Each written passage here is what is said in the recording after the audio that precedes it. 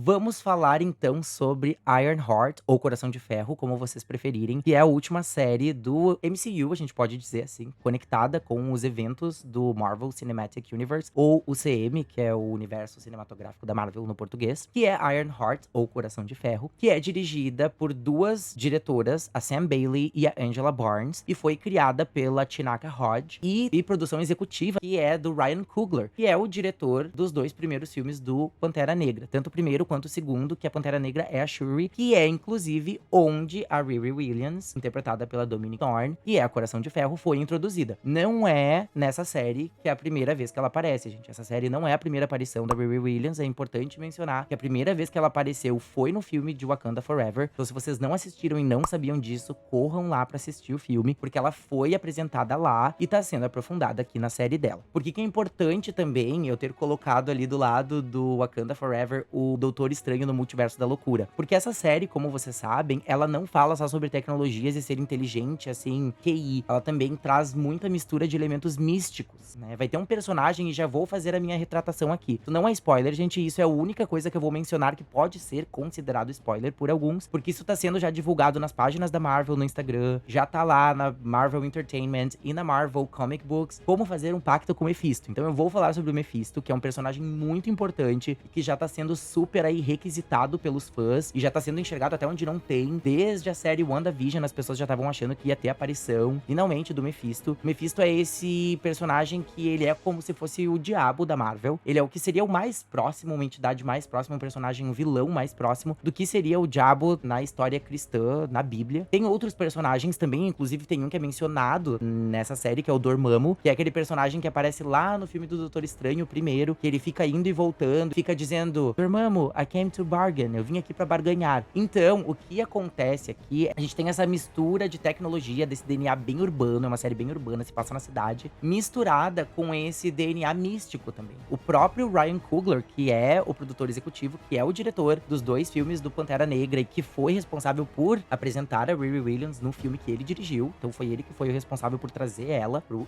UCM. Ele mesmo disse que ele queria fazer algo bem demolidor com WandaVision, com o Doutor Estranho. Então é tecnologia, com magia, com esse DNA bem urbano de Demolidor, que se passa em Nova York. E essa coisa mais, assim, anti-herói também. Ele não queria um personagem, assim, super perfeito, sem problemas. Ele quer mostrar também os dilemas morais que uma pessoa enfrenta pra conseguir alcançar o que ela quer alcançar. No caso da Riri Williams, é construir a armadura, é mostrar que ela é capaz. E ela diz: é porque eu posso, é porque eu consigo. É por isso que eu quero tanto construir essa armadura. E também não é só isso, tem uma questão bem forte de luto nessa série. Eu não vou dar spoilers do que pra vocês assistirem, se vocês tiverem interesse. É importante mencionar aqui, gente, que essa série ela não tá sendo bem recepcionada pelo público. Ela tá com 49% de aceitação do público no Rotten Tomatoes, o que é considerado 11 pontos abaixo da média, que é 60% tanto pra público quanto pra crítica. Pra crítica, ela tá com 82%, o que é bom. Então a crítica tá gostando mais do que o público, o que é raro.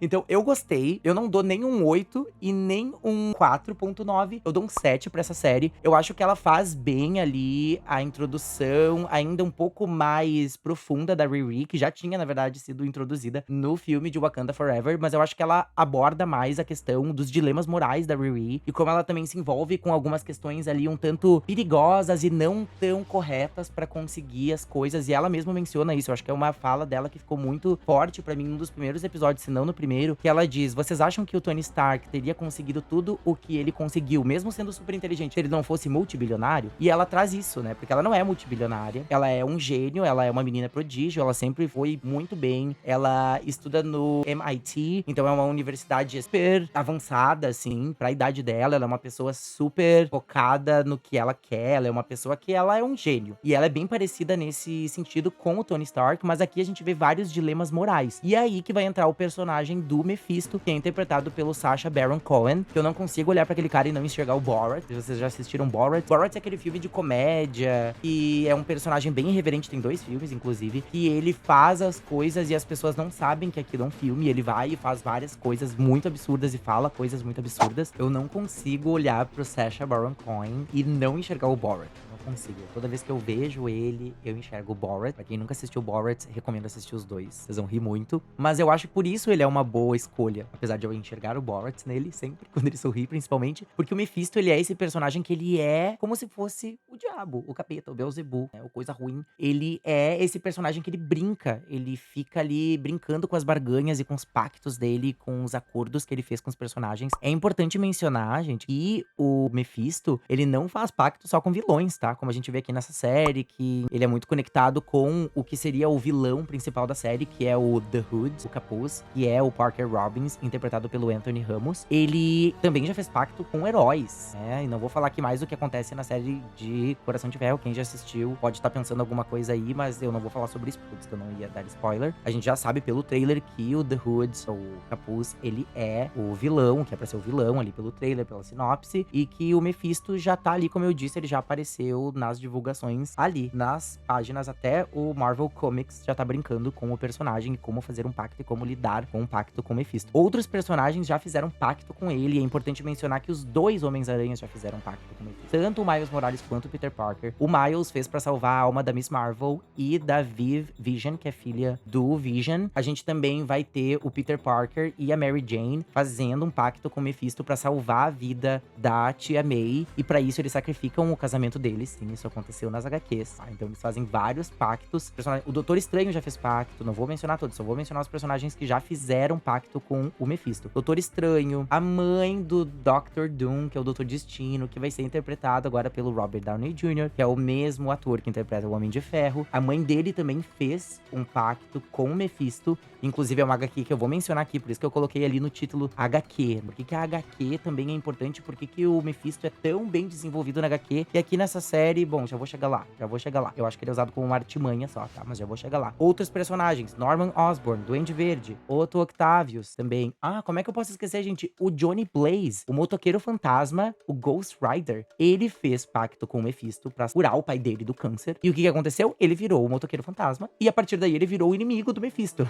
Então, assim, todos esses personagens, então o Ghost Rider, o motoqueiro fantasma, só existe por causa do pacto dele com o Mephisto. Então, o Mephisto, ele é muito importante pra todo o cânone da Marvel. E não só isso, nessa HQ que eu super recomendo ler, eu acho que ela se encontra ela online, tá? Não vou falar mais que isso. Ela é uma HQ de 1989, do Roger Stern, com a arte desses dois artistas aqui, que é o Michael Mignola e o Mark Badger. Eu olho pra ali, gente, porque aqui é onde tá minha tela que eu me enxergo pra ver se eu tô enquadrando as coisas. E essa HQ, ela é sobre como o Doutor Estranho e o Doutor Destino, que é o Victor Von Doom, eles se juntam pra fazer um desafio que o Mephisto joga pra eles. Então ele é o vilão principal, apesar de geralmente o vilão ser o Victor Von Doom, pra salvar a alma da mãe do Dr. Doom, que é o Victor Von Doom. Pede ajuda pro Doutor Estranho, mesmo eles não confiando no outro, né? Porque o Doutor Estranho é herói e o Dr. Doom, o Doutor Destino, é um vilão. Mas mesmo eles sendo... eles vão pra essa dimensão infernal, que é onde o Mephisto mora, e tá guardando a alma da Cynthia Von Doom, que é a mãe do Victor. Então, essa HQ é incrível, eu não vou falar mais que isso. Quais são os desfechos? É muito incrível. E o Mephisto aqui tem segundas intenções, tá? Ele não mostra de primeira tudo que ele quer desses dois personagens, é só o que eu vou dizer. Então, essa aqui é uma HQ que mostra muito bem um desenvolvimento muito bom do Mephisto como vilão central. Que eu sinto que é isso que a Tinaka Rod e o Ryan Coogler e as diretoras, né, a Sam Bailey e a Angela Barnes tentaram fazer, mas elas só mostraram ele lá no fim da série como uma artimanha pra dizer que tudo que tava acontecendo era influenciado pelo Mephisto. Isso eu não gostei. Isso eu achei assim, tá, por isso que eu dou um 7 pra essa série, não um 8, não um 9. Não concordo com a crítica com 8.2, porque pra quem é envolvido com essas histórias em quadrinhos já sabe que o Mephisto já fez esses pactos com personagens muito importantes. E o Mephisto é, de certa forma, o responsável por criar o Motoqueiro Fantasma, né? Porque é por causa do pacto que o Motoqueiro Fantasma é o Motoqueiro Fantasma. E mais essa questão inteira aqui de todos os outros personagens que já fizeram pactos com ele, até heróis, né? Não só vilões. É, o Motoqueiro Fantasma, ele é um anti-herói, a gente poderia colocar assim, ele é um vilão. Mas o que acontece, gente, é que essa série, ela mistura bem esses elementos místicos, urbanos, traz um bom desenvolvimento, os atores são muito bons, o Anthony Ramos como o Capuz, eu gostei bastante dele. Eu gosto do personagem do Capuz também nas HQs, ele tem essa mesma origem que ele tem na série, de ele ser um criminoso que acaba encontrando o Capuz e ele faz o pacto com o Mephisto, mas eu acho que ficou um pouco, assim, mal desenvolvido, tá? A Riri Williams, interpretada pela Dominique Thorne, tá muito legal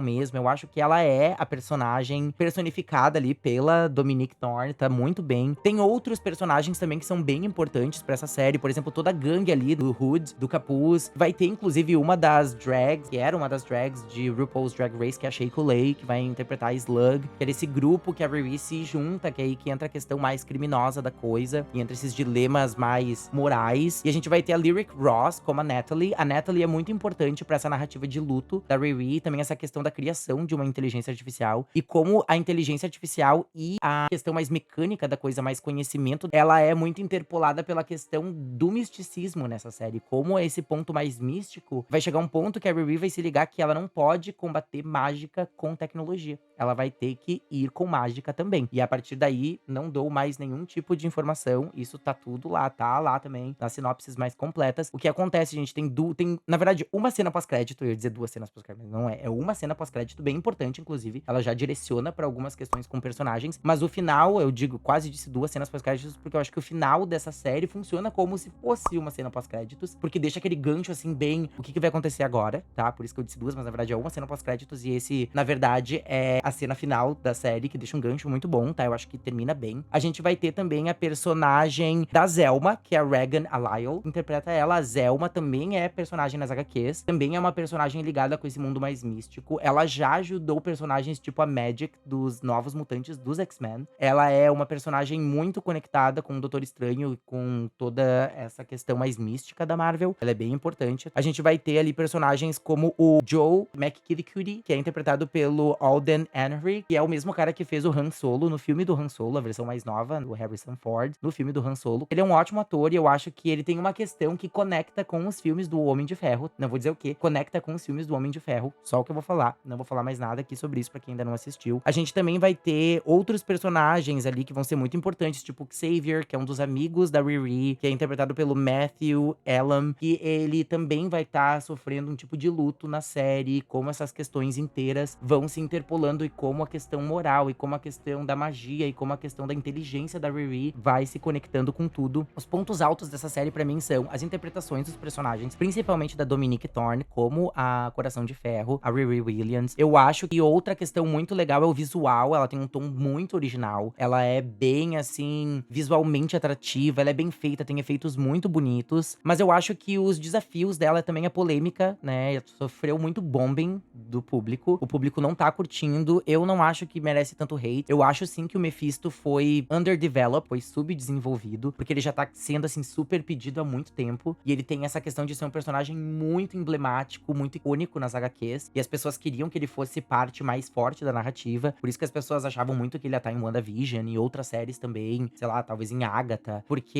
ele é bem envolvido com essas questões mais místicas. Ele é o Lord, ele é o rei do Underworld, né? Do mundo de baixo. Questão da dimensão mais infernal. Além de ser essa pessoa, né? Esse personagem, essa criatura que faz pactos e compra almas e adora colecionar e adora brincar com esses pactos dele. Sendo responsável por pactos aí com personagens muito icônicos em todo o universo da Marvel. Mas assim, a minha nota é um 7. A série não é uma série, nossa, que coisa horrorosa, que nem o filme do Jurassic World que eu falei. Não achei ele péssimo, horrível, essa bomba que estão dizendo. Também não achei um filme brilhante, nossa, que coisa mais incrível que eu acabei de assistir. A série da Coração de Ferro me traz uma sensação de pode ter desenvolvimentos mais legais. Obviamente, o Mephisto vai aparecer mais vezes. Ele vai começar a brincar agora com pactos com muito personagem, eu tenho certeza. Não só nas séries, mas também nos filmes, assim espero. Mas o que eu digo pra vocês é, se vocês estão com vontade de assistir, assistam. Tem 6 episódios, dá pra ver 2 episódios num dia, 2 no outro, 2 em outro, 3 e 3. Assistir aos poucos, um dia um episódio, outro dia. Tem uns episódios que são mais longos, uns que são mais curtos. Tem uns de 50 e tantos minutos, tem uns de 40 e tantos, tem uns que são quase 30 e tantos minutos. Então assim, gente, é uma série que vale a pena pra quem tá interessado no universo Marvel. É legal. Se a gente deixar um pouco de lado também essas falhas, eu acho que de conseguir conectar um vilão super icônico que tá ali já sendo aguardado há muito tempo, que o Sacha Baron Cohen é uma ótima escolha, na minha opinião, pra fazer o Mephisto, porque ele tem um tom, uma aura debochada dele por si só, por isso que ele interpreta o Borat e o Bruno no cinema. Vocês têm que assistir esse filme se vocês não assistiram, e se vocês já assistiram, assistam de novo, vale muito a pena sempre reassistir Borat, pra chorar de rir. E eu acho que ele faz isso bem, por ser essa pessoa cômica, por ser essa pessoa que já brinca com a comédia, fazer o Mephisto, porque o Mephisto, ele é assim, gente, ele é o, né, ele é o Beelzebub, ele é o capeta, ele tá brincando com essas pessoas, ele tá se divertindo fazendo o que ele quer. Ah, ele compra a alma e ele fica brincando, ele fica voltando pra checar se tá tudo bem, se a pessoa tá fazendo o lado dela do acordo. Então, pra mim, essa série é um 7. Não é uma série horrível. Eu super recomendo, mais uma vez, ler. Isso aqui não é tão longo, gente, é curtinho. Então, um abraço pra minha amiga Jennifer, que me ajudou a começar a minha coleção de quadrinhos. Vou aqui aqui fazer um agradecimento à minha amiga Jennifer. Eu ganhei isso aqui quando eu tava na 7ª série dela, gente, de aniversário. E é uma relíquia pra mim. Acho que dá pra encontrar pra comprar ela, não é rara, eu acho. Não cheguei a procurar. Mas ela foi lançada pela Panini aqui no Brasil nos anos 2000, no começo dos anos 2000. E ela lançou oficialmente no final da década de 80. E é incrível. É uma das HQs mais incríveis que eu já li na minha